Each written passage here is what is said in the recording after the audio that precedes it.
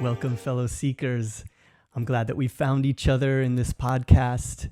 Stay tuned. This is one that I'm really looking forward to sharing with all of you as we continue to explore our superpowers of success, manifestation, magic, whatever you want to call it. This is a wonderful journey that I'm on personally, and I'm sharing my results and the techniques and the things that I'm using that are really helping. If you want to keep diving deeper into what we're doing, check out the links in the show notes, as well as our new Instagram account, which is at Seekers of the Eternal. This is where I'm going to be sharing more daily tips and techniques, and also every Tuesday night at 8 p.m. Eastern Standard, we have a live guided meditation session and satsang. It's also going to be there recorded that you can explore anytime. Also, check out the link for the online store. I put out some of the most high quality t-shirts that you're ever going to find. The newest one is a Hanuman shirt available in multiple colors, as well as a very high quality lightweight hoodie specifically for women. And there's a lot of offerings there, Ganesha prints and other accessories, socks. I love creating merch, and that's a great way that you can support this podcast. So blessings, friends. Nice to be with you. Buckle up and enjoy. Fear not, fellow seekers. Peace awaits you in the unknown.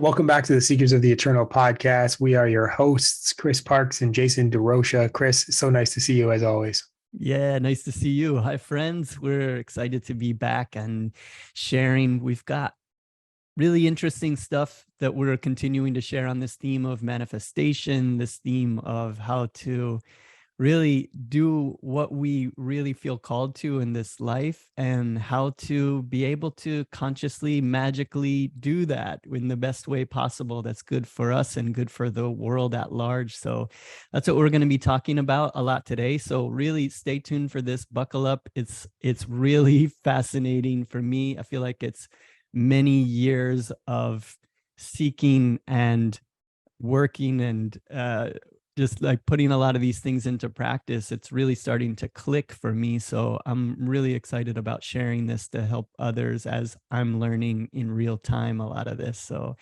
let's begin, as always, just to relax and release the tension in the body and just invite these blessings of wisdom to come through for everybody that's listening. So let's just take in a deep, normal inhalation, breathing in and all the way out.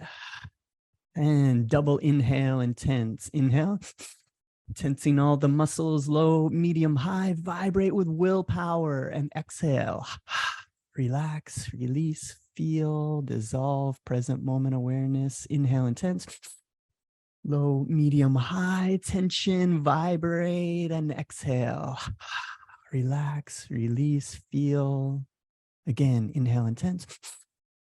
Low, medium, high, vibrate with willpower, just a bit higher, and exhale. Relax, release, dissolve the tension, dissolve the cares and worries, drop into this magical state of receiving. Oh, Spirit, be with us today. Help us to channel your wisdom. Let truth and light come through us for the benefit of all who are listening. Continue to light the way forward so that we can become greater and greater channels for your wisdom. Om, peace. Amen. And just after that, just dropping into this present state, this present moment awareness, I think is something that's been coming through really strongly for me recently. This power of now, be here now, really is the whole of all spiritual ideas and understanding, is that there is only one moment. There is no past. There is no future. There's this one single moment. One of the things that it's in the power of now. It's in Genevieve Davis's books that we've been talking about here around magic, is really, so wherever you're at right now, just look around. If you're in a room, if you're in your car, wherever you're at, just look around the space that you're in right now and just take it in. Just look at, what do you see? The objects? Do you see just shapes and colors? Do you make associations with the space that you're in? Do you start making judgments about it? Is it too messy? Is it not, all of these things that we have, but just take a moment and look around the space that you're in, and then focus in on something that you like in the space. And then just look at it for a minute, and then just decide, like, just look at it and think about what you like most about that thing that you're looking at now. And you see how you just start to drop into this more present moment awareness. Maybe there's things in this room that you didn't even recognize that were there, that are pretty interesting to look at, or, that you can get a feeling from. And then you can also just start to listen, like, what sounds are in the space that you're in. There's always little sounds going on that we're blocking out. If you're hearing cars driving down the road or things like that, it's our minds that tell you that's a car, that's this, that's that, or we have negative or positive associations with it. So it's always our mind is giving us this version of what we're hearing, what we're seeing, what we're feeling, what we're tasting or smelling. And when we drop into a present moment, we can actually start to shift and change that story that we're telling to ourselves.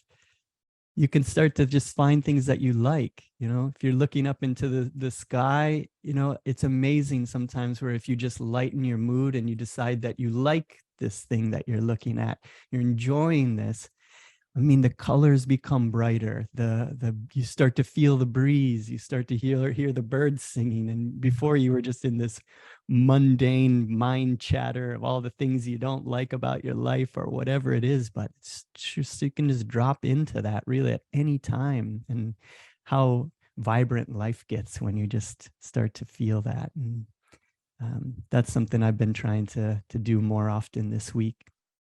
Yeah, I love that, Chris. There's a picture of that my daughter drew of our family, and there's 3 girls and then me. That's our family.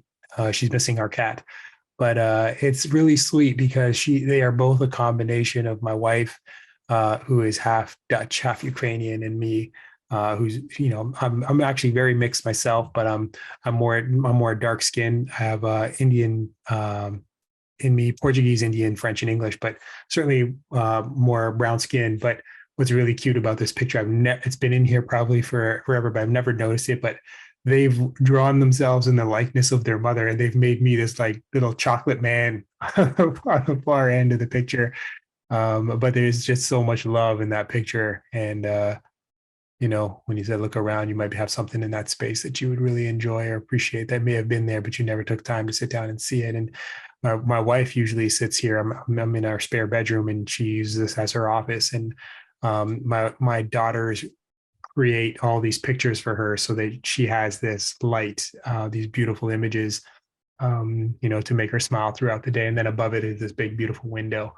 But I walk by this bedroom every day on my way to my own or my kids or downstairs or whatever, and never really, think about how peaceful and serene this is, and how much love there is even in this space, hanging up in a small picture on a wall that my daughter took time to draw. So yeah, thank you for that, Chris. I can sink into this whenever you want, being fully present. I love that.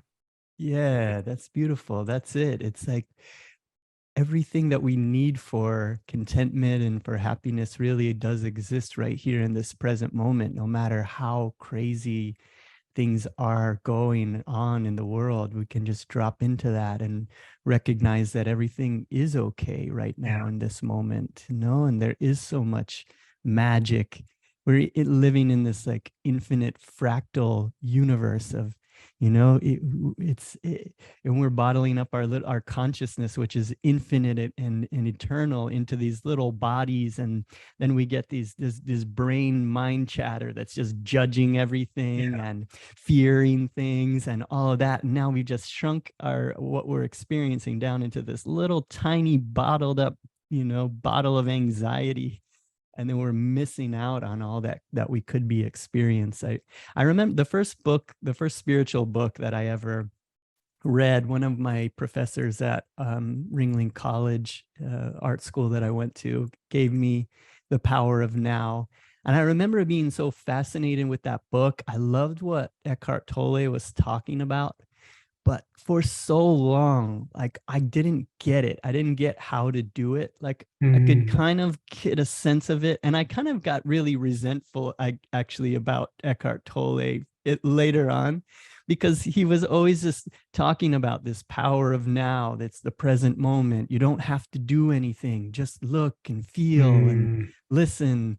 And I just couldn't get it. Like I couldn't actually do it for a sustainable period of time. And I got really kind of resentful about him, because I'm like, he's not giving me any techniques. He's not telling me how to do anything. He's just saying the present moment is where it's at. And I'm like, yeah, great. You're enlightened. Great. you know? But now it's really starting to click for me more and more, of just like how simple it really is. And really that is the basis of all of it. And as you learn and come back around, you're like, yeah, he's right. That is all there is to it. Yeah. I think that it resonates in that sometimes people feel like all I have is now, but my bill is this Thursday or next Thursday. And so while I want to sit here in my peace, I also have to be working really hard to get there. And I don't think he's not saying don't do that. What he's saying is don't let your mind be in the future. Focus on the now. Do what you need to do now and in this moment. But don't allow the stress of tomorrow or the fear of yesterday kind of impede and encroach on this moment. And in this moment, sometimes in order for you to focus your energy, you have to breathe, and you have to give yourself some peace and allow yourself to disconnect from all of those concerns and worries. And when you do that, the now becomes so much easier of a space to stay in when you do have to focus and you do have to work and you do have to get things done in order to take care of whatever you were worried about next week. But I think sometimes it's almost like, but how can I enjoy this when that's coming? And it's like, well, then that's because you're not in the now. You're 2 weeks from now, or you're 3 days from now. So I think that's my kind of interpretation. What's your interpretation of that? Yeah, totally. Yeah. And we get popped out of it so fast. We'll be in it and feeling it for a second, a moment, and then all of a sudden something will come in and pop us out of it. And now we're onto this other thing. One of the things that I've been learning recently from my teachers at Ananda and from these books that I've been sharing, magic words and how to use them, from Genevieve Davis. So I'll post some links to these things. I really am finding a lot of great insights from these books. It's teaching me what the power of now is about. And so things that I would say for how to stay in that present moment that she's been teaching is that it's the story that we're telling ourselves about what's happening. So in our minds, we're always telling a story to ourselves and to our friends, to everyone around, of how things are going. So say you had that moment of present moment awareness, you're feeling good, and then you get an email of like an overdraft, or something like that happens, or somebody calls you on the phone and like complains about you forgetting about something, or you not doing what you were supposed to do, and now you're like frantic back into the oh shit, whatever it is that's happening. Yeah. And so what I've been practicing is this idea of telling a story. So first, having this intention that we're aiming at, like if it is something where you want to have more money in your life, or you need to be more financially free and things like that, which a lot of us, this is a time where I think after the pandemic, after the lockdowns, so many of us have shifted our careers, and we're now, we had that time to evaluate and think, what am I doing with my time? What am I doing with my life?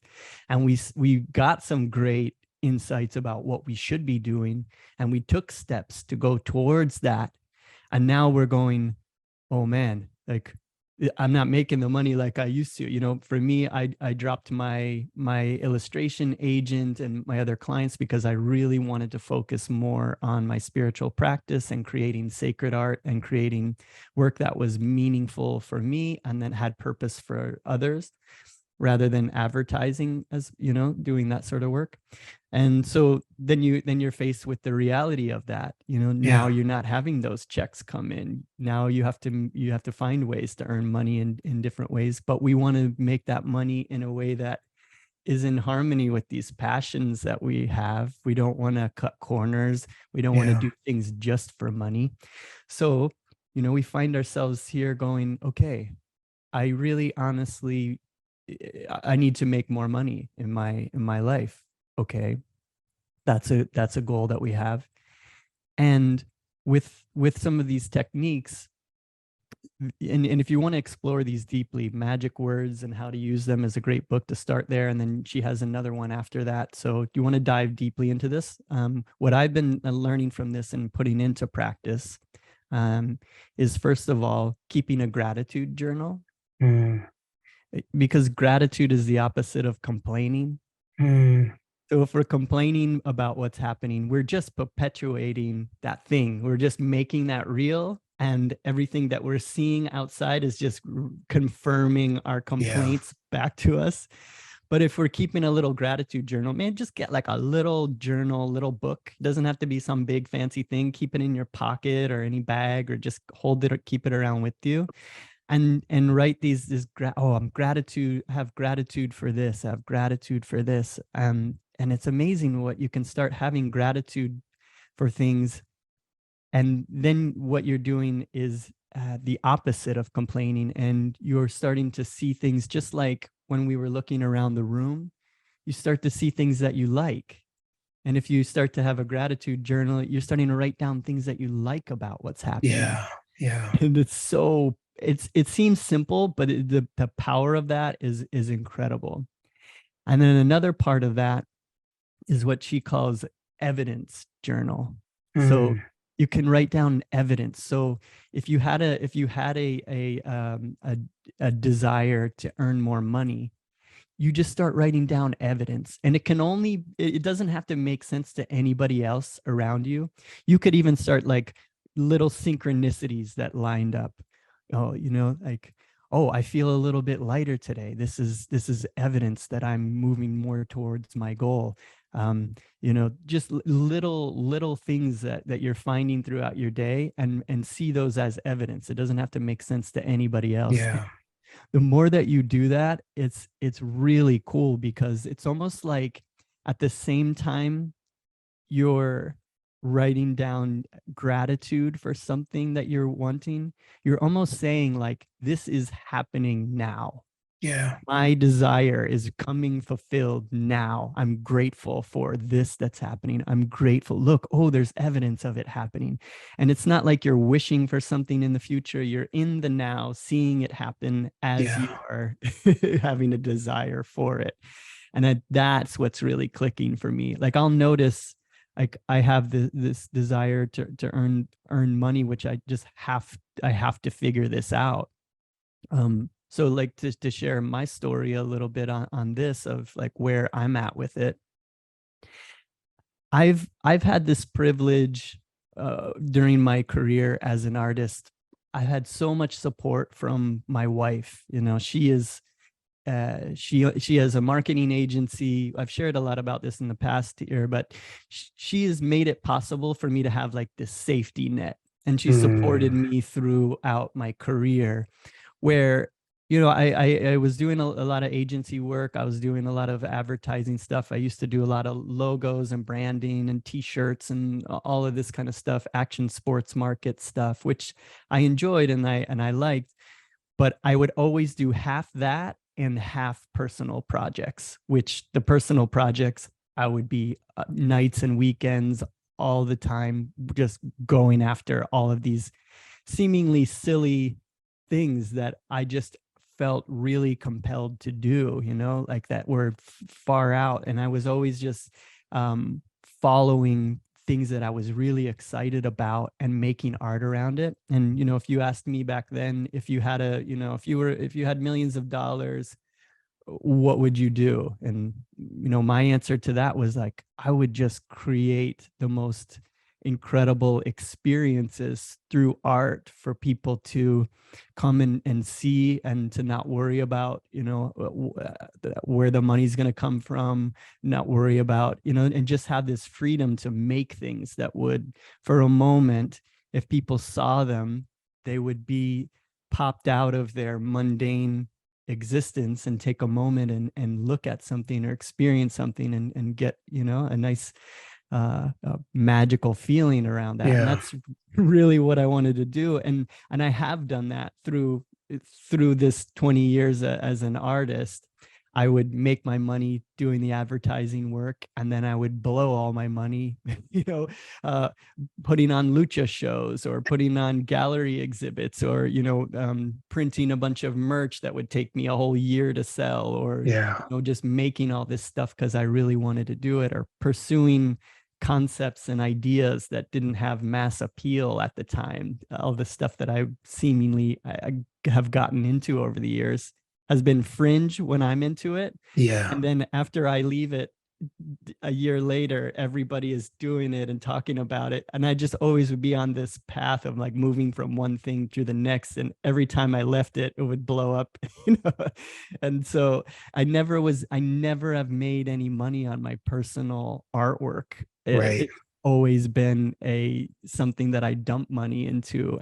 But what I get out of it is I learn so much. I gain new abilities. I gain self-understanding, and I'm moving closer and closer towards what happened in my life, which is in 2020, got initiated into Kriya Yoga, took discipleship vows with my guru, which is like incredible to think of, somebody like me who was a metalhead skateboarder, psychedelic, like just far out enthusiast, and finding my way to that really straight and narrow path towards true north. Yeah. All of it has led me up to that. And my wife's support has allowed me to like do all this stuff without wondering about like, how am I going to make money with this personal project? And she's done it a lot too, like putting on mural festivals for the past 8 years, flying in artists from all over the world to paint the city, brighten it up during one of the darkest times in our history of just like transforming the city that we live in. We lost money doing all that stuff. But what you get from that is just so much personally from it. Yeah. So so all along the way there, I never figured out how to become really good with money. I could I could manifest projects whenever I needed, money. Like I would get some project would come in through my agent. I would spend some time on it, make the money, but I never learned how to keep it. I never learned how to like create a savings account. I never did anything. It's always like one to the next. Oh, Yeah. okay. I got nothing. You got $5 in there. Oh, there's another one, and I just always have been operating like that. Yeah. But now that I look back at how this has all happened, it's really, I think, really beneficial now to be able to see what I've done is always, seek ye first the kingdom of God, and all else will be added unto you. And that's what I've been aiming at. And so now in my life, I can say like, I legitimately am a happy person. I know how to receive joy on command. I have all these tools. I practiced them. That's just how it is. Joy is always flowing to you, and you can receive it at any time. I smile a lot. I'm content. I don't need anything to be happy. I can, on purpose, I'll go sit in ayahuasca ceremonies and make myself feel like I'm dying and sick and, in the cold or the heat, covered in mosquitoes. And it's just like, okay, that's fine. Desires and aversions are less of a problem for me. But I'm in this place where I never learned how to bring money in, because I Yeah. always saw it as something that got in the way of true art, is what I'm finding. As I'm like digging around and scouring my brain and asking my guru to clear these energy blocks. Yeah.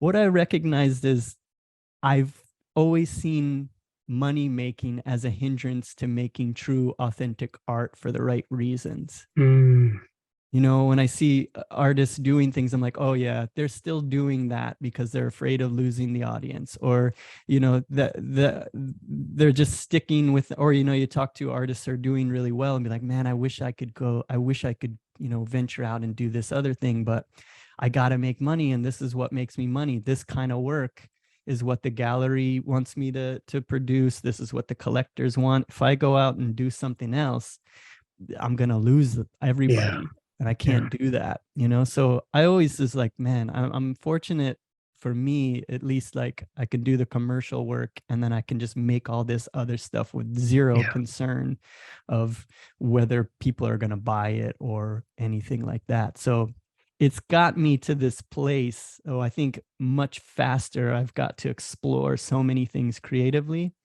and now I'm in a place where I'm like, okay, I found the kind of work that I want to make. I know the type of things that I'm aiming at in the creative aspects of it. I know I can see the vision, the future of, you know, creating this community and this podcast and sharing and helping us all like get on this journey together and helping Yeah. each other, creating an environment. So long-winded, all that to say, coming back around is, yeah, I had this block where I was really pushing money away, saying like that's going to get in the way of my creativity. And now that I have all of this practice, I have this contentment. I know that money and all these things and vacations and all that, you know, I've been around the world. I've done all this. I don't have poverty consciousness. Mm, I have more probably affluenza, I guess. You know, you yeah. know, that idea, just like I've, you know, I've hung out with celebrities. I've met all my favorite artists. I've seen all my favorite bands. I've been all to the places that I want to go around the world. Yeah. I don't have this like, oh, you know, I have this, I guess affluenza almost, where I never had to learn how to make it on my own, Right. really. Always had a Yeah. safety net there. But what it's done is led me to like ultimate creativity, and to be able to like find what really does bring true happiness in the world. And that's what I share with people. But but so bringing us up to where we're at now, I I have this sort of imposter feeling, because it's like, okay, you know, I don't have money in the bank. I would like to be able to, you know, donate to different things. I'd like to be able to, you know, see a project that I want to see amplified and expand, and Yeah. you know, be able to channel money to that, Yeah. or take the burden away from my wife, where she doesn't have to be the one, you know, supporting the household or whatever. Yeah. So I feel, you know, and it's now too, it's come to the point where like I have to figure this out, or else I gotta go back to the commercial work. Yeah. Yeah. Yeah. Yeah. And so thank you for sharing that, Chris, because I know an easy, that's not an easy place for anybody to be. You know, I think especially when you're supposed to live in the now, right? It's hard to live in the now when you're thinking about, well, how much longer can this go on? Another week, another month, another year, before it becomes, you know, an exponentially more stressful experience for your wife or for your household or just for you as an artist. And then to go back to a space where potentially, you know, you could make money, but you know that was the space that you walked away from. And when you had all of those things, it it wasn't enough to keep you there. And I think that's my connection point. You know, I had a very successful career in the corporate industry, um, but I got to a space where I didn't enjoy. I enjoyed working with a lot of people that I was working with, but I didn't enjoy aspects of that job that you know, kept me away from my family, didn't allow me to, to be who I genuinely was, or feel that I could express myself in a way that I wanted to, and not feeling, and like putting my heart and soul into something, but not feeling like it was ever going to be my own. Being led down this path that this might be something that could be yours. So keep working. But it was always the carrot at the end of the stick, and never like, here's the carrot, and so I walked away from that. And now I'm in a space where I'm trying to build my own, publishing company. And to like your point, my wife has been extraordinary in supporting our family, while I figure out my work as an author and publisher. And I sometimes think like, man, did I make the right decision in walking away from this career where I never had to worry about any expense that I had? But I have cast my mind back, and I used to think every day that I was not supposed to be here working with those people, any longer. It didn't serve my purpose. It didn't make me feel like I was contributing in a way that, made me proud. I needed to move on. And with all of those things, I had that thought. So I always have to kind of remind myself.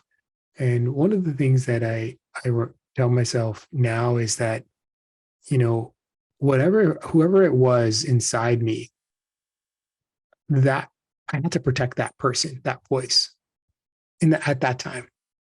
And now when I cast my mind back, because I protected that voice inside me, that person inside me, I protect them, that maybe I freed that person. And so now that they're no longer here, it's like I almost forget how loud that voice was inside me, And so now I'm in a space where it's like, okay, I got to get my act together, and I have to make sure that I generated an income for myself. But to your point, and I had some really great counsel from someone who specializes in having you understand the choices and the decisions that you make. And, she said to me, she's like, sometimes it's important to just give how we're feeling space, like living in, another word for living in the now, right? Like getting to a point where it's okay to feel anxious and nervous about when the next dollar is coming in, and to give yourself the opportunity to just exist, and that feeling to exist in that space, and know that I'm still breathing. There's still light coming in my window. My children still have their health, and this feeling can still exist. It can still exist, and I don't have to hide it. I don't have to be ashamed of it. I don't have to usher it out the door. I can just be in the now. And when I got to that space, then I go back to that one thought, which is this universe is not, and everything that's happening is not happening to me, it's happening for me. So if I lose a lot of money on a trade, or if I put all my eggs in one basket and it goes to hell, I have to gently remind myself that all of these things are happening for me, for my education. What is it to learn? What's the learning that has to take place now, so that I don't make this mistake again tomorrow in a bigger way that is much more destructive? And when I adopt that mentality, that all of these things, what happened to me at my corporate experience now in this moment here, all of these things are unfolding for me. So I need to be observant, and I need to be a student, and I need to learn so that I can apply it for tomorrow. And there's like this incredible peace that it gives me when I remind myself that even the worst thing that happens in my day was a gift. That is pretty special. And you can grow from there. And I saw this really great clip by Stephen Colbert. I'll send it to you, and maybe we can put it at the end of this podcast. And he was being interviewed by Anderson Cooper, and he said, is it true? Anderson Cooper says, is it true that you said that all pain and hardship throughout life is nothing if not a gift from God? And he said, yeah, I genuinely believe it, and it doesn't mean you wish negativity, you wish these terrible things to have happened to you. It's not that at all. But there's this really special opportunity when we're going through these challenges and we're facing the dragon, that you have this opportunity to be like the best version of yourself and to rise over this. And there's no great story that has ever been told about a hero who overcame nothing at all. The greatest ones are the ones who jumped the greatest cavity to get to the other side, or slayed the largest dragon. And when we remind ourselves of those kinds of things, then we can remain in the now, and we can be happy in the now and be excited about tomorrow. Yeah, what you're touching on there is so powerful, and that's exactly these techniques. That's exactly the magic words idea. That's exactly the telling a positive story concept. Is Mm, when, because like a warning light that goes on in your car, if you're driving your car and that comes on, it's like, oh man, like that sinking feeling, but it gets your attention. Just like anything in life, some investment that we have that plummets, something that we thought was going to go one way and it went another way. It's like, okay, all right, here's my chance. Like I keep saying to the meditation group and people, like, get a mischievous sense of curiosity. Like when it didn't go right, take that moment rather than getting that sinking feeling of the warning light going on, that, oh man, like go, oh, what is this? And in that moment, can you tell a positive story about what's happening? Could you mm, say, oh, this that's coming through for me, I'm not, I'm struggling with money, and now this blow came and knocked me down further. You could tell some terrible woe story, and then you could, complain about it, and then just keep going right into that reality. And now all of a sudden you're a victim, and none of this stuff works, and all of that. But if you tell a positive story about it, like what you're saying, is like, oh, this is actually a hidden blessing in here. yeah. This is a gift. And then you start to say, well, even in that moment, if you can't see how it's a gift, but it's a gift, little inspiration, little wisdom will start coming. Maybe you're laying in your bed at night and you're just about to drift off to sleep, and you just get this little flash of like, Yeah. here's why that is good for you. Yeah. Here's And how that's going to happen. and just to add to that point, before I lose that train of thought, there are, you know what I've done recently? Like, you're right. When you have those tough experiences and you're like, oh, woe is me. If that's your response and you don't see that as, oh, there's a lesson in this, it'll visit you again. It will visit you again and again and again and again, and it'll get worse. And you'll feel even dumber for not. And then eventually you have got to, the universe is continuously tapping you, nudging you, bopping you, eventually hitting you on the head with a club, and eventually knocking you completely over. I literally will now, in these moments when they happen, I pull out my notepad on my phone and I'll say, what are the lessons that I've just learned from this experience? And then what are the rules moving forward? So, for example, I'll give you an example. So, like, I enjoy day trading, and it gives you an opportunity to earn some income, meaningless, purposeless income. But there are people that make money day trading, and lots of people that lose money. So this is not financial advice for anybody. But I just want to give this as an example. Sometimes you can get so much money in so quickly that you think that it's just it becomes an expectation. Mistake number one. What your past success doesn't necessarily dictate your future, just like the past mistakes don't dictate your future either, unless you allow them to. So I trade, but when I'm focused, I do pretty well. When I pick my kids up and my family's around and I have to share my attention with something else, as opposed to focusing on my trading, I lose badly in two ways. Didn't really think about this. One is the trade itself. You'll trade poorly. You're going to get out at the wrong time, or you're going to let it ride too long and you're going to lose a lot of money. The other thing that you lose out on is you're cheating the people who you're supposed to be giving your 100% undivided attention to. You're cheating them out of it. And what I realize is tomorrow, I'll always be able to trade. There's always an awesome setup. There's always an opportunity to make money. If I give it 100% focus, those exist. But on the other end, I will not get this time back with my children at this age, at this time, because tomorrow they're that much older. And so what you start realizing is not only are you impacting both in a negative way, one of them, the expense is infinitely worse, infinitely more, because you're spending something you will never get back or something that you will always have opportunity to do tomorrow. So what I do now when I have a tough situation, whether it's, with trading, with my business, with my kids, with my wife, with a friend, with anything, any experience that I have, I try my best to pull out my phone and open up a quick note. And I just say, the next time I experience this, whatever this is, what are the lessons that I've learned and what are the rules I need to follow to avoid this from happening again? And I make it that tangible. And then I make it a point to go back and reread what those lessons were the next day. And so, like, my number one trading rule is never trade when you're with your family. Never. That's number one.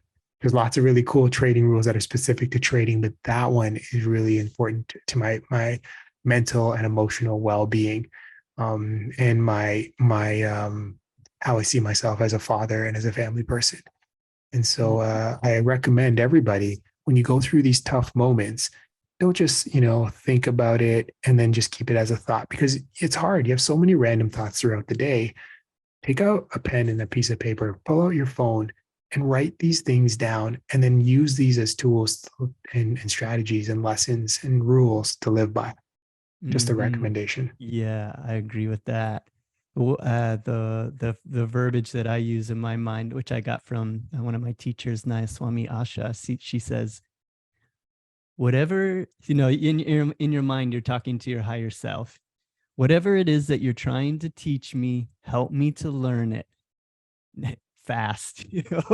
Like, I don't want to have to do it over and over. Like, whatever it is that you're trying to teach me, help me to learn it. And then you get into this receiving state, like, tell me, I want to know. I really Yeah. want to know. And think about it in this fun, magical way. You, like, okay, look, here's me, this avatar, Chris Parks, Krishna, pale horse, whatever it is, this thing that's walking around in the world that has like all this chatter going on through his brain, all these situations. This isn't me. What I am what I am is this infinite consciousness, which is throwing all of these obstacles at Chris Pale Horse Krishna Mm, and trying to get it to learn something. And I, every time Chris goes, whatever it is you're trying to teach me, help me to learn it, I go, oh, cool, he's listening, great. I'd much rather give him some wisdom downloads than have to give him a car accident to make him listen, because it's yeah. just, what is going to happen is it's going to get bigger and bigger. Like, first it starts with a little knock, and if you open the door and like, whatever it is you want to teach me, I'm here to listen, and you get that lesson, and then you can move through. Or Yeah. ceremonies, psychedelic experiences, meditations, yoga retreats, ice baths, breath work, all these kind of things. You can put yourself into a state of receiving things like that. That's why all Yeah. that stuff is so good. You can bypass having to learn it on the physical plane. Yeah. Yeah. I'm taking an active role in your education throughout life. Like, see, people I think associate that with school. I think that's a great loss. People are like, oh, I have to read this book and study notes, take my study notes so I can do a test. We get tested every day in our life. We don't take study notes. We try to remember it from experience to experience. And if you remember it, great. And if you don't, you don't. But I'm starting to be a very strong believer that, take study notes and be a great student in every aspect of the game. And I mean, it could be as simple even as, like, for example, like having a conversation with your wife, and when you're going out to the market and she's like, oh my God, those flowers are just beautiful. Just walking by a garden somewhere on a street, or going to visit and just hearing her say that those flowers are beautiful. If you pull your phone out as you're walking, not maybe when she sees you or whatever, but like at a moment, and you just take a note, what kind of flowers are those? Or take a picture of them. That is taking notes. And then on the way home from work one day, you stop off at a flower store and then you take it to somebody and you say, hey, look, I'm looking for these flowers. Like, oh, those are hard to get, but I think I can probably get to those. Do you mind maybe ordering some for me next week? And you show up at home one day and you bring those flowers to your door or put it on her on the shelf of your window and let her walk into the room. You'll see the marks you get on the test of paying attention to the things that make your wife happy. Something as simple as that would be a really good reminder of how this being a great student really does change your life if you're paying attention and trying to to apply it in all aspects. Cool. Yeah. Yeah, I love that. That's great. Yeah. That's helpful for me, you know, because like so often for me as someone who's so interested in meditation and metaphysical things, I love the stories of Shiva and Parvati. Like Shiva is this ascetic yogi, doesn't need anything, is just completely like there's like drawings, paintings of Shiva. He'll just be sitting in the wilderness with the vines growing up around him. They say creepers and snakes, you know, just wrapping around him. And then, you know, Parvati, who is his wife in the physical world, is always like, Shiva, you know, you we need to have a house, we need to have some fire, it's really cold outside, I'm freezing. And he's just like, oh, he doesn't even get it. He's like, well, why? Everything's good, you know? And so it's always like that masculine and feminine energy of like recognizing that these teachings, that all of these yogic teachings that are in the scriptures and all this, they're not for some other world. Mm, They're not for some other world that doesn't have basic needs needing to be met. yeah. And so all those stories of Shiva are about him learning, like, oh, okay, I get, all right, yeah, people do need these kind of things. It's like an idea of like God learning, God coming to earth and experiencing like what it's like to be on earth and going like, oh, okay, people do need these kind of things. Flowers do make the room a bit nicer. Taking a shower and cleaning myself and not smelling like a corpse is a good thing. You know, uh, Yes. where it's like ultimately, yeah, none of these things matter at all. And when you fully enlightened, you don't need any of them. But it's very like in order for it's like any of these yogic practices to be beneficial to the world around us, like we need to take in consideration the other people, and to Yeah. do those kind of little things, they'll be like, oh wow, your spiritual practice really is working, look at you, you got these, you remembered these flowers and you did this Yeah. thing. So for me, I always get caught in this sort of old Shiva mindset where he just goes, oh, but none of that matters, it's all fine, like, oh, even if we do lose our house, we could live in, we could camp, that'd be fine, you know, whatever. But it's like, but Parvati is always like showing Shiva, no, like, and then he's like, oh, I get it. Okay, I'm Right. learning. So Yeah. yeah, those kind of things are really good for me to help learn those lessons. Yeah. I think this whole practice of, you know, everything's unfolding for you, not everything's happening for you, not to you. Um, if you approach life like that and try to think about it in every aspect of your life, include not just your personal self, but also every interaction and relationship you have with others, then I think you can't help but move the needle in the direction that's going to bring you more peace and happiness and joy, and bring the people that you care about most more peace and happiness and joy. You know, it's hard sometimes when it's like the worst experiences in the world, and we know this world can visit some horrible experiences and have visited some horrible experience. And even right now, I saw what was happening in Hawaii over the last 24 to 48 hours is just Mhm. devastating. Looking at how fastly that wildfire has spread and what those poor people are having to deal with right now just to stay alive. It's hard to be like, well, this is happening for me, or this is a gift, especially in the moment. So you do what you need to do, obviously, to survive in the moment. And then maybe in the future, you can look back on that and you can see hope, or you can see possibility, or you can see whatever a gift amongst, or a diamond amongst the rough, in that experience. But it is hard in the moment. So I don't want to make a light of anyone's situation and just be like, everything's for you. And because I think there's a lot of people that may say, well, it's easy for you to say sitting in your comfortable, room talking on a Mm-hmm. microphone. So I'm not Mm-hmm. making a light of those situations, but I do think that, life is hard, for all of us at some point, on this journey. And we have the opportunity to allow it to, take over our mentality and only focus on the negative and allow it to defeat us, or to find the hope, even if it's as small as a needle in a haystack, to find the hope and then to build back again.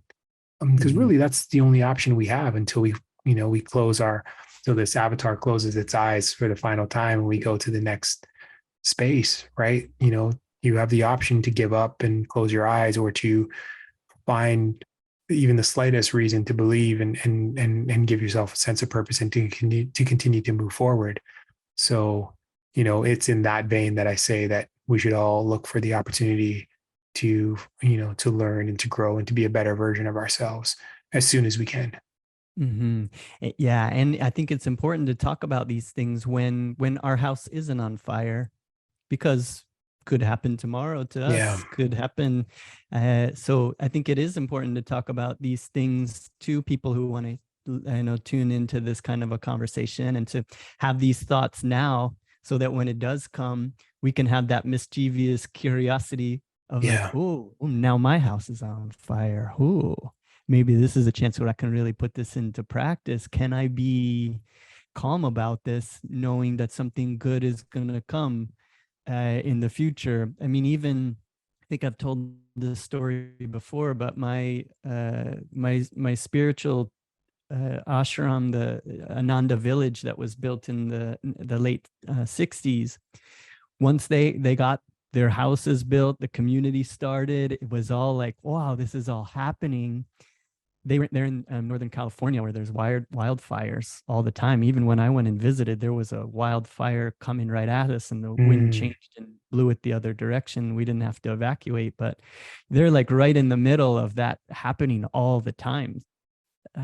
For all of these 40 years or whatever, 50 years, and their whole community burned down as soon as it got up and running. And in that moment, it's like they had the awareness to trust and to put these into practice, and knowing that something good is coming on the heels of that. Yeah, my wife and I were texting with a Polynesian friend that we have that has family and friends in Hawaii, and his friend just lost his house, and his neighbor, his house burned down, and he can't even find his wife, and things oh my like that. God. It's like really, really can be scary.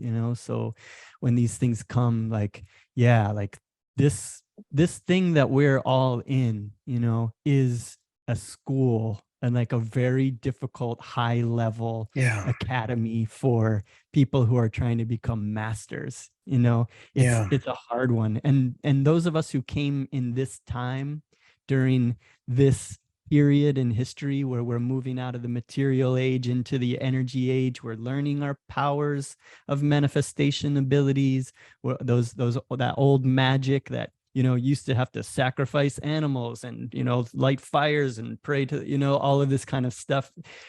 That magic that used to exist in higher ages, they didn't even call it magic. It was just like, yeah, we know how to not get sick. We know how to Mm, trust the universe to give us what we want. We're in the present moment. yeah. Yes, like there are ages like that your soul has likely been to before, and we're all remembering that. We know of a time where it was, and we existed on this earth where it was easier, and Mm, we were able to use our magnetism, the way that the pyramids were built with magnetism, being able to move stones with your mind, with sound, with vibrations, all of that kind of stuff. There are higher ages where it's easier, but we came to this one where it's like treacherous, where we get sick and old, and we get, we have all of these bills and taxes and, fighting and all of this kind of stuff that's going on. We came here because this is, if you're playing the video game, this is a very hot, I think maybe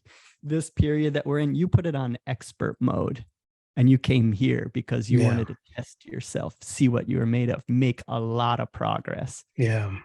It's like if you just go to the higher age and you could just, you don't have to work, everything is taken care of. You're born into a state where like the king is an enlightened being who is like taking care of the whole kingdom, and you're just floating through, not really making a lot of new progress, but just kind of coasting and enjoying it. After a while, there's a great Alan Watts talk on this, and I'll post. There's a musician who made a song with his talk on this, which I love putting it on repeat and just letting this sink in. Yeah. He says, and the idea is, what would you do if you were God?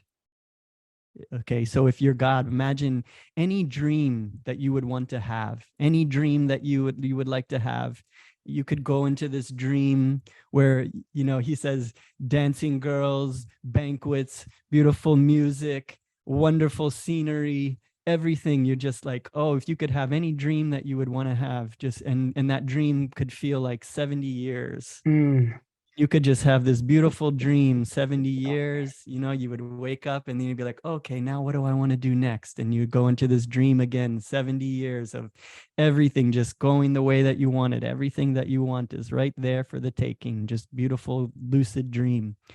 And then he said, over time, what would you do? What would you do if you were God? You would say, well, this is all nice and great, but you would want to have this little button that says surprise. So true. And then you would look for surprise, and then what would you do? You would start to, he says, you would make wonderful explosions and blow them up.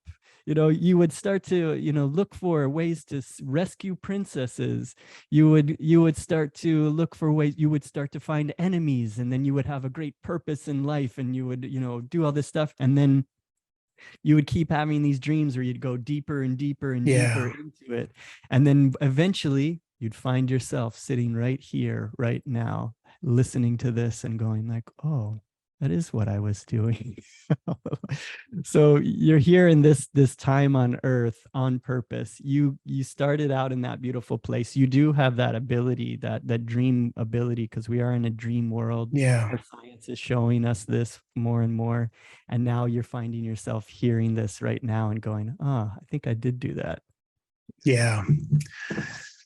Yeah. I love the way that you put it, Chris. I think sometimes you kind of forget, like some people can play like a really passive role in their own life. And then some people could be the author of their destiny. We hear these stories all the time. And it is really cool when people realize like they actually, they're holding the pen. It's, what do they say? It's 90% 10% what happens to you, 90% how you deal with it. Same situation impacts people and they respond in completely different ways. And we all have this really cool opportunity if we're conscious of it and if we genuinely want to. Like, no one says you have to respond in that. You don't have to be sad or disappointed if someone smacks you or spits in your face or cuts you off or hurts you or has like the worst intentions. You don't have to respond to that person in any way that anyone else tells you to respond. You can listen to the voice inside you and just to choose to respond to it the way that you want to. I think sometimes we have these expectations, like when this happens to me, then I should do this because that's what I was raised, or this is the culture I'm in, or the environment that I'm from. This is how we do things here. There's a multitude of ways to deal with a situation. And I think if we can find a way to listen to our own voice, that voice that, our parents tried their best to help to cultivate in us as children, well, not all parents, but hopefully, good parents try to get kids to understand that they know the difference between right and wrong. They know how to stand up for themselves. It may not feel comfortable. It may not feel easy, but there's that voice. And if we can all learn to just listen to that voice inside of us, it will not steer us wrong, genuinely trust it. And once you do that, then everything goes through that filter. Every experience, every interaction, anything someone says and does, you're just going to put it through that filter first, as opposed to me putting it through your filter or someone else's filter. Oh, that person wouldn't, The Rock wouldn't have responded like that. He would have given you the rock bottom. Like, you're not The Rock. You don't have to do that. You can find a way to respond to it in a way that makes sense for you. That doesn't come at the expense of your dignity and integrity. Yeah, that's a great point. It's slavery to find yourself having to react to all those things. Like somebody said something rude to me, so I have to now punch them in the face. Or it's like somebody cut me off, so I now have to defend myself. Like, I don't let people push me around, that kind of thing. It's like, no, you recognize that you're a slave right now. Yeah. Like somebody pushes a button and then you dance like a monkey. It's like, we don't have to act like that. The real freedom is to, like, okay, yes, spit in my face, like, watch. Nothing, right? It doesn't have to, like, we can get to a point where that doesn't have to send us into a rage. That doesn't have to, like, make us, because that's what the person, if somebody is trying to antagonize you, they want you to react to that. They want you to fight back. So if you can get to a place where those things aren't making you just automatically behave, or something happens and you don't automatically think you're doomed, you don't automatically start saying how this was a terrible day. Like, two people can have the same thing happen to them. One said this was terrible, the other said this was great. Two people get the same meal, one eats it, this is great, the other says this is awful, send it back, whatever it is. It's really like, this is the real key to this. And it's so, like, I say, don't miss this, because I'm just now getting it after. I hope I can save people some time. Just like, this is the key to it. Yeah. Whenever something is happening, take this minute, just take a moment and, like, okay, normally I would react to this. Normally I would get scared. Normally I would get upset. Normally I'd say this day is going awful, and this is just proving how I'm worthless. I don't know how to, or whatever it is that you say to yourself. Take a minute and tell a new story.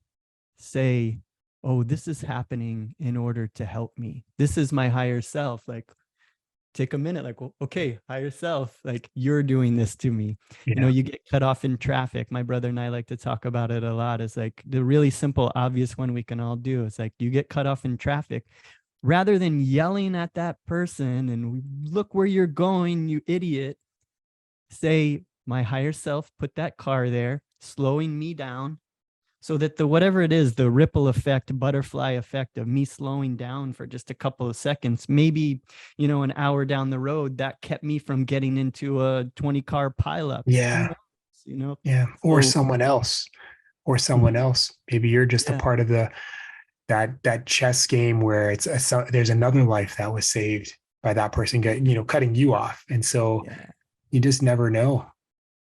And at a really high level, it's like some of my teachers would talk about, it's like, oh yeah, like, I almost got into a completely, a tragic car accident. And in that moment, I got a little scared, like, and that's looked at like, whoa, I need to do more work. So could you in that moment just always be running the everything is okay, everything is perfect, so that even when you don't even notice it now, a car's coming at you head on, could you in that moment, here it comes, this is the time we've all been waiting for. Can I be conscious and present and not be afraid, and just, and then in that moment, you might just get super, Mario Andretti driving skills, because you're not afraid. You didn't lose your connection, and all of a sudden you just, or I remember I got in a car accident where my car, it was raining and my truck's tire blew out and flipped it over. And I remember in that moment, like, time slowed down, and I just like looked at the ceiling crunching on my car, and I just like got down lower and lower until it like crunched the the steering wheel. And then, Mm, as I got out of that truck and look at it, I was like, how did I possibly just wow. not get squashed in Yeah. that? But I remember just seeing the ceiling come down and me just like getting down lower, and then, looking over at my friend and going, are you all right? It's just like, and we both survived it. So it's just like Wow. sometimes you get a gift where you just get a present moment awareness when Yeah. you need it. And that really taught me a lot of just like all these things that we're practicing. Those are the times when we get to use them and put them into practice. Yeah. So when we do that, when we are able to choose, it's almost like choose your own adventure. Those books I used to love reading as a kid. But when you're able to get to a space now where you are starting to choose, you know, you choose to deal with a situation in a positive way or in a way that maybe would be, counterintuitive to the average person, and you see even the most tragic situation as a gift, what happens? What is the give back? So we talked about the lessons that you can learn. And I really want to focus on, I really want to emphasize like not just thinking these things through, write them down for your own benefit. Um, Create your own set of rules, strategies that you can live by, that you can work from, that you can pass on to other people. Because sometimes you can't talk someone through it, but you can send them a message and be like, here are the lessons that I've learned from this experience. And then once you have that guide, what is the magic you're opening yourself up to? Mm-hmm. You're learning to trust the universe, knowing that, like in this quote that I read from Yogananda last week. He says, your success in life does not depend only upon your natural ability. It also depends upon your determination to grasp the opportunity that is presented to you. Opportunities in life come by creation, not by chance. So I think what happens there is when you do this, you are creating opportunities by your good karma. And then when you're in that present moment state of awareness and you're not like, woe is me, you're not afraid, you're not, damning God for why do you keep doing this to me? Or isn't this just my luck? You are saying like, okay, you're in this harmonious relationship with the universe around you. You're seeing it as your mother who cares about you and isn't trying to do anything negative to you, isn't trying to hurt you, is trying to help you. Yeah. And there is always an opportunity. So what I get out of this, the more and more that I read it, is that it's a determination to grasp the opportunities that are presented to you. So that makes me think that there's always an opportunity there. And if I'm willing and looking for the opportunity, there's always a silver lining. Mm, Like the Magic Words books talks about like walk the path of the silver lining through the tragedy, through the elated, beauty of life. Walk the silver lining, the middle path through that, so that every time something happens, you're looking for an opportunity there. And so I mm, think that's the gift that we get there. So, and we're training. Obviously, this doesn't come overnight.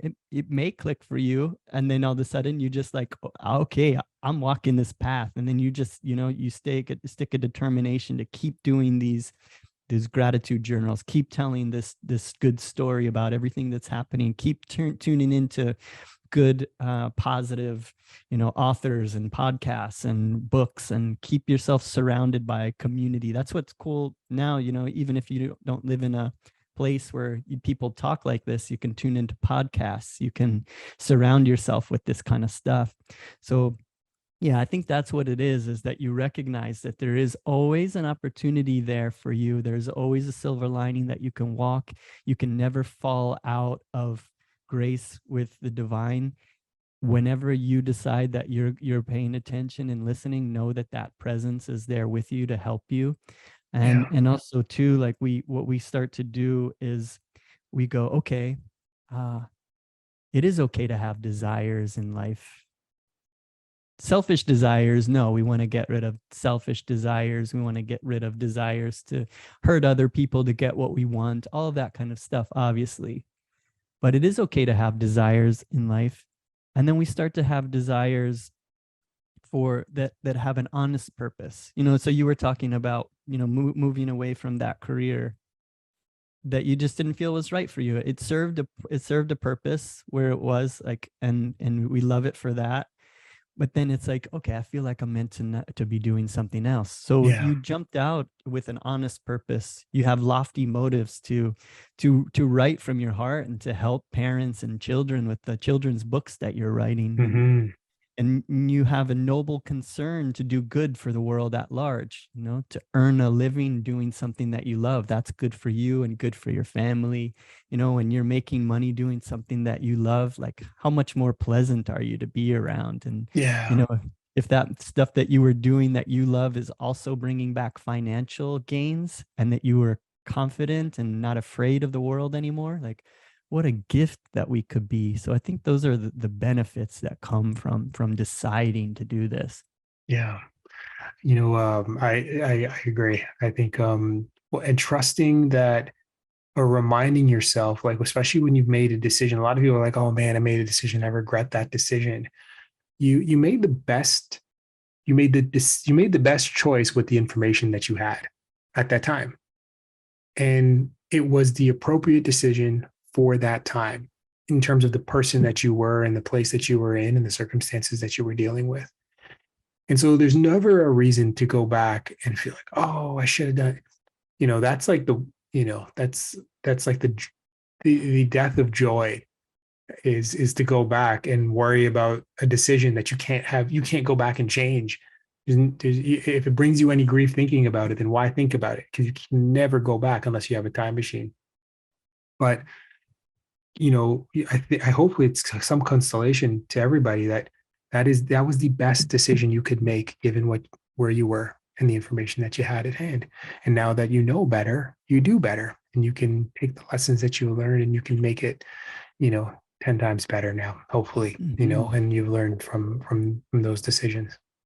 It makes me think about too that bad decision that you made that you regret, that you see now, okay, I dug a hole, now I got to get out of this hole. Mm, Like that's basically it. Like when we make decisions, we have desires that we recognize later, oh, that was ego driven, that wasn't really my highest self. yeah. And then it makes me think about, like, okay, when we do make those mistakes, quote unquote, you look back at it and you say, huh, why did I do that? Like, and did anything good come out of that? Maybe Mm, there's always something good in there too that came out of that. And recognize that you're not the doer, actually. This Chris Parks that's walking around doing things. I like to think about my life as a DVD. It's a, it's a hard press, it's on this DVD. You can't change the DVD. Like when I rented this body, it was going to happen like this. It was going to go to the end. You're going to die like this. There's nothing to change about it. It's on the DVD, right? And so you're not actually doing any of it. Your job is to stay present and enjoy the movie, and to go, what am I learning from every single thing that happened? So if you look back and you're like, oh, I wish I didn't do that. I like, okay, so yeah, there's a DVD of your life, but what you can do is you can get into a relationship with the director of the movie, because it hasn't been written yet either.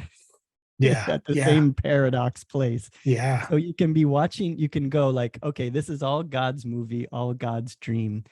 Yeah. Okay, I appreciate what you're doing here, God, but you sit in the green room in your meditation. I like to think of it like this. I'm in the green room with the director and I'm reflecting on my day, and I go, God, I okay, I appreciate what you're doing there. I'm not judging your movie. This is a cool movie, but I'm kind of cringing at what I did there, and I don't want to do that anymore. I'm sure I've talked about this before on the podcast, but it's like, I think it's a good point. It's just like, I don't want to do that anymore. I want to be like this. So, and then God's like, cool, that's good. I want you to be like that too. Yeah. And so then you start not doing those things so much anymore. And Yogananda says, if you do something, sometimes you can't help it. You mess up and you do something that you don't want to do. And he says, give it to God. He likes that. Tell it, God, you did that. Don't do Yeah. that anymore. I don't like that. I love that. When you share that last time we chatted, it's so powerful, right? Like it just means that you're not alone, because imagine if you were all alone, then every choice, every decision, every action, all of those kinds of things, I understand why people put pressure on themselves, but to live a life that you feel disconnected from everything else I cannot imagine going through life like that. I think before I became a parent or before I got married and now I'm so connected with my wife, I probably could have been convinced that this was all just me. But when you have relationships with other people that are like meaningful, purposeful relationships, some people even have it with their pets. You realize like the connection, the interconnectedness that we all have with one another. It's pretty magical. And so, I think of that with a greater being, to be connected to something much greater than you, that you can give it to, that you can say, look, because I think you're right, Chris. There's something inside of us that's like, man, I'm not proud of that decision. I'm not proud of what I'm dealing with here. Imagine if you're able to say, look, like, it's that greater force that's out there helping, to guide me. I'm not happy with the decisions and choices that I'm making. Help guide me in a different direction. Guide me in the direction that I want to go. I might help me to become more disciplined and to make the harder choices, to put down the bag of chips or the hot dogs, or to put the weed or the alcohol or the porn or whatever the vice is that makes you feel at the end of it like it just doesn't help me get closer to where I'm trying to go. Being able to say, help me put all of those things down. It's a heavy burden. I don't want to lift it anymore. It's pretty special if you can get to a space where you can put that down. And I've been practicing that actually since you mentioned that to me. Like, say to the director, I don't like the role that I've been playing, and help me to play a different role. It's interesting how it strengthens you, and it helps you to make the choice that in the moment was impossible to make a week ago. For me to be like, I'm not putting that in my body.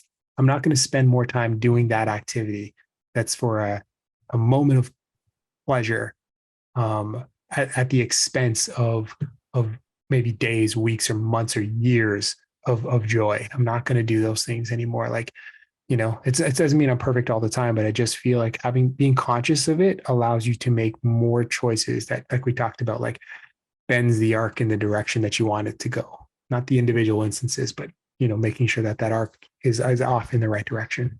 Yeah, perfect. And when we do that, like my teachers would say, when you have that noble aspiration to like make that good correction in your life, of course your higher self is going to help you. Yeah.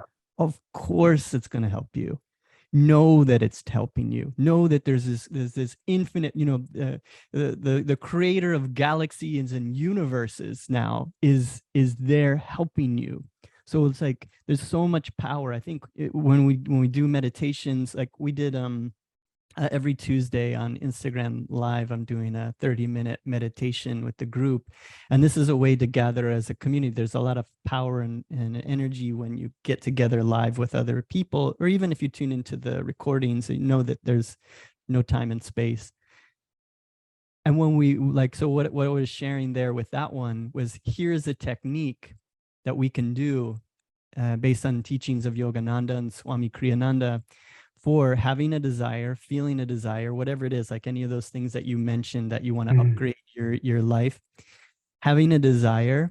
And then what we did in that meditation is you feel that desire. Desires come in the heart. They start in the heart areas, heart center. You can feel a desire there. And then in this meditation, you feel it as a light there, and you feel it as a beam of light. Beam of light goes up from your heart, goes up to the spiritual eye, the seat of superconscious awareness here in the spiritual eye and point between the eyebrows. And then you imagine that light shooting out from the spiritual eye into the world at large. So you're sending this desire. Yogananda says that the point between the eyebrows is like a mental microphone or spiritual broadcasting station. So you have this good desire to do something good. You send it out into the world at large. You say, this is something that I really want to do. You use your willpower, you use all of that. And then you imagine, just like with an electromagnet. Electromagnet has a magnetic field that starts rotating around and then as that field becomes stronger and stronger, it starts pulling in, magnetizing, bringing things into you. So you join with physics, and then you just see this magnetic field wrapping around this beam of light, which is your desire. It's wrapping around, and then you make it stronger. And then you join with the divine who's there to help you. Of course, the divine wants, it's like, yes, he's doing it. Okay, magnetize this. And then you magnetize that desire to yourself, and then you receive it and you sit with it, knowing that your higher self is making that happen for you. So you're combining your willpower with the willpower of your higher self, your guru, Ganesha. You can use any immediate image form of God that you would like to use. Any of the teachers that are inspiring to you, you can imagine they're coming in like, okay, they're here with me now, they're helping me. And so then they carry that desire, and then they merge it with the divine, which does the rest of the work. And then very quickly, if you have like your willpower, your strength there is so powerful that these things can start happening for you very, very fast. You may hear some rain in the background here. A storm just moved through, so I apologize if I had to mute my mic. Good. But this is one of the most powerful spaces, I think, for a human. It may be the most powerful space for a human being to get to and to remain in. I know we're at the 90-minute mark, and there's so much more that we want to talk about. I would love to maybe do a part 2 to this, Chris, because I feel like Genevieve's book that is going to give people a lot of context and a lot of really practical ways that maybe they can implement,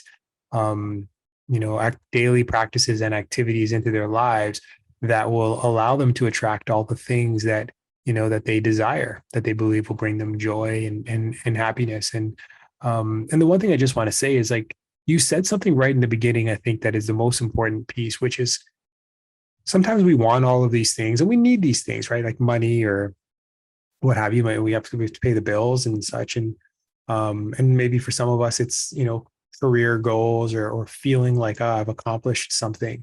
But the things that genuinely bring us joy, if we're paying attention, they're already right around us. They're all around us. And we almost think like, well, I can't enjoy this right now because I need these other things.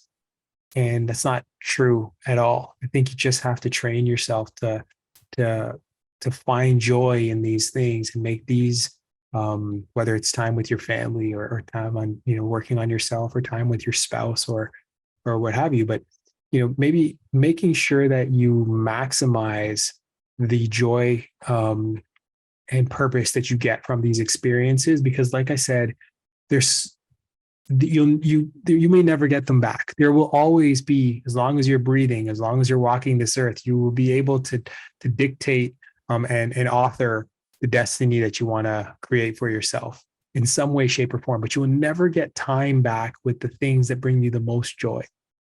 And I think that's something that I remain conscious of. And in doing so, I can be fully present with those people that bring me the most joy. And then when I'm focusing on those things I need to bring me financial success and all those other kind of goals, I can also give those things 100% of my attention. I'm not cheating those things either. Mm-hmm. And so the value in being 100% present is that you get 100% of the return from whatever that activity is. What you get into it is what you get out of it. I think that's something that it's a very logical statement that we've all heard many, many times. But until we learn to practice that, our cups will never be full, and we'll always be wanting more. in every aspect of our life. So give 100% of yourself to every opportunity that you can and extract 100% from that, and then apply that to the next activity.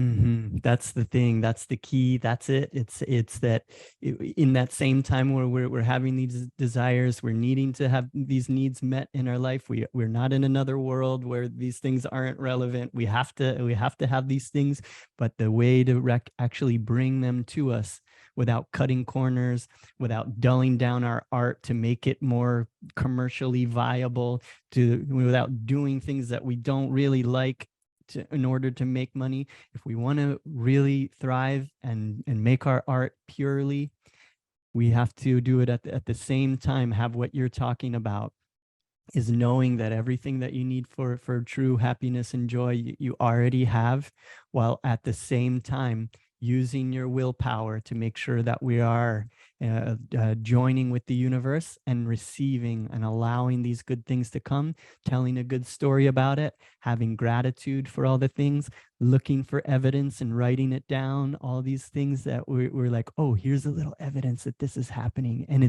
so now it's happening in the moment for you. And yeah, so I'm right there along with everybody who wants to practice and train with this. I have a long way to go to get my financial freedom underway. It's something that I've struggled with my whole life, and I'm going to put these practices and techniques into my full effort and willpower into it. And so as you're listening to this podcast, we'll keep talking about these things. I'll share my success stories. Jay is going to share his stories about how these things are helping his career as a creative. And I know there's so many people listening to this that also can. So let's do it along with each other. The Seekers of the Eternal Instagram account I found is the best way to be able to connect with you. I'm going to put more videos on there. Every Tuesday at 8 p.m. Eastern is a live 30-minute meditation that we can do together. I'm going to keep sharing more of my story on there, posting links. There's also broadcast channels now in Instagram where I can broadcast, like you'll get it in your box, or I'll be able to keep in touch with you. And so that's going to be, I think, the place to build up this community together of all of us magicians. And we're going to be able to share with each other more and more of all of this success. And yeah, stay on the journey together with us, and check out the links in the show notes. So be all this stuff if you want to take it very deep and really put it into practice. Don't just listen to it, put it into practice. Can't wait. And so your Instagram live is going to be Friday? Tuesday. So Sorry, Instagram Live is every Tuesday at 8 p.m. Eastern. Okay. Tuesday, 8 p.m. Eastern. I can't wait, Chris. And, this is so much easier when you're doing it with other people who are on the same journey, and we can lift each other up. So thank you, Chris, for sharing all the knowledge and the wisdom today. It was such a great conversation. And, maybe we'll do a part 2 of this and really get into Genevieve Davis's book and her work, and how we can all, find ways to use magic that works.